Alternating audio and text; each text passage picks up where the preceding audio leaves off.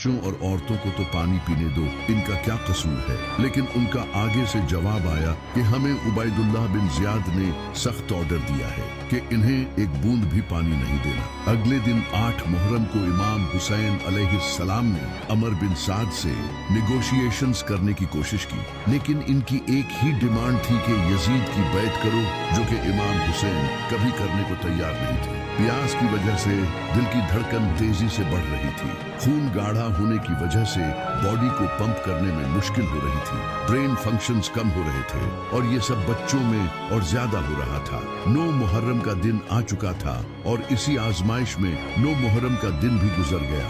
इमाम हुसैन अलैहिस्सलाम ने सारी रात इबादत की और अपने साथियों से कहा, तुम अब जा सकते हो, दुश्मनों को सिर्फ मेरी जान चाहिए, मैं नहीं चाहता कि मेरी वजह से किसी की जान जाए। इसके बाद इमाम हुसैन ने चिराग बुझा दिया और जब थोड़ी देर बाद चिराग जलाया तो इनका एक भी साथी इन्हें छोड़कर नहीं गया।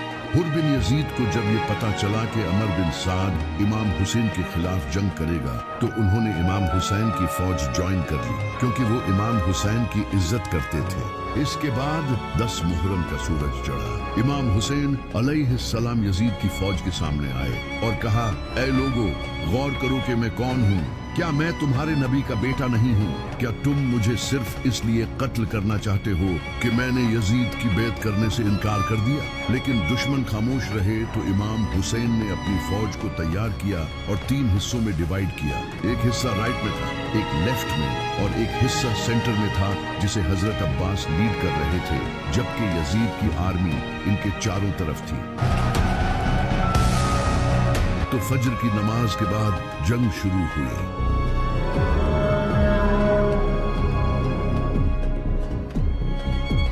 इमाम हुसैन अलैहिस्सलाम के कई साथी एक एक करके शहीद होते रहे। जब इमाम हुसैन के साथी शहीद हो गए तो इमाम हुसैन अलैहिस्सलाम के खूबसूरत बेटे जनाबे अली अकबर, जो कि नबी सल्लल्लाहु अलैहि वसल्लम के हम शक्ल थे, वो मैदान में आए और पुकारने लगे, मैं हूँ अली, अली के बेटे हुसैन का बेटा, हम नबी के घर वाले हैं और अल्लाह की कसम हम कभी भी बातिल के सामने नहीं झुकेंगे।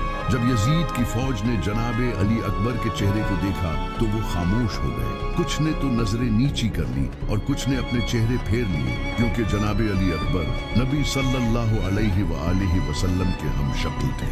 ऐसा लग रहा था जैसे नबी सल्लल्लाहु अलैहि वसल्लम ही मैदान में आ गए हो। इसके बाद वो आगे बढ़े और एक के बाद एक दुश्मन को मारते गए, लेकिन दूर से किसी ने इनके सीने में नेजा मारा,